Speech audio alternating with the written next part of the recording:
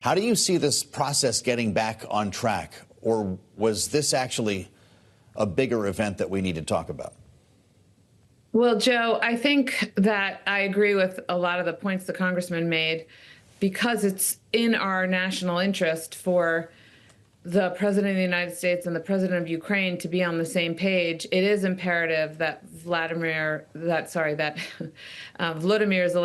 and President Trump meet again as soon as possible to kind of put everything back on track. There is a possibility that they could sign this agreement on the minerals, and that, I think, would provide a face-saving way for them to kind of put that horrible scene in the Oval Office behind all of us. Well, if we get down to the very basic thing that they were attempting to achieve today, Evelyn, which was this minerals deal, President Trump argues that that is enough of a security guarantee, that a closer economic relationship between the U.S. and Ukraine would be adequate deterrent against any future invasion President Putin may desire to pursue. Zelensky says, no, I need greater security guarantee than that. Which one of them do you tend to agree with? Well, I completely agree with President Zelensky, because it's not sufficient to say the United States has a stake, so Russia should not invade. Russia doesn't care. Russia will invade if Russia thinks that U.S. troops are not going to protect those minerals. So there is an open question there that, frankly, I would argue should be explored further. Probably President Zelensky wanted to explore that open question and get the answer ASAP. He pushed in that meeting to try to nudge the president or move the president to the answer, and didn't get it. And, perhaps that was a tactical, misstep, that he might have been able to just sign the agreement and see what happens. But there is a real danger for him that he signs the agreement and President Trump goes back to the Russians, because our president's speaking with the Russians without Ukraine or the Europeans there. So there is a danger that our president could say, okay, I'm going to agree to X, Y, and Z on behalf of Ukraine, and just don't invade because we have this agreement. So I think that there's a lack of trust, and that's the fundamental problem. Well, Evelyn, I'm not sure what the next step is here.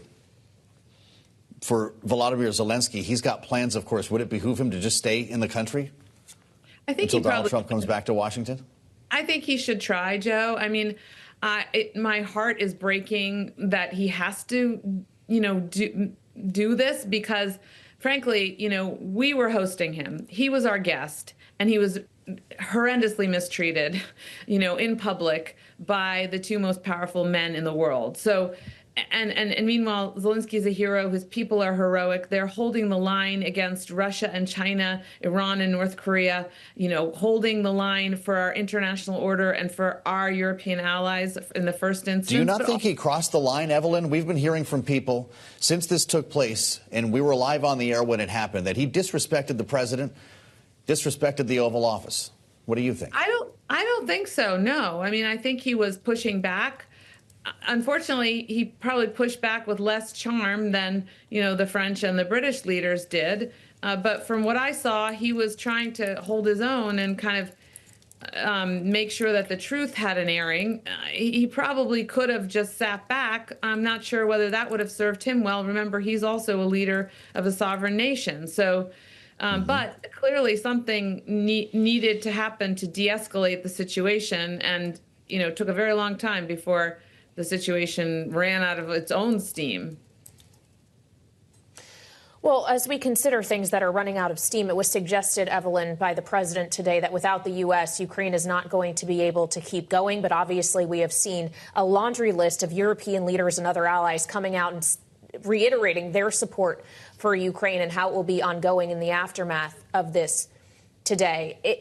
If the U.S. were to decide there is no deal to be made, we are walking away, cutting off aid, what have you, is Europe going to be able to be enough of a backstop?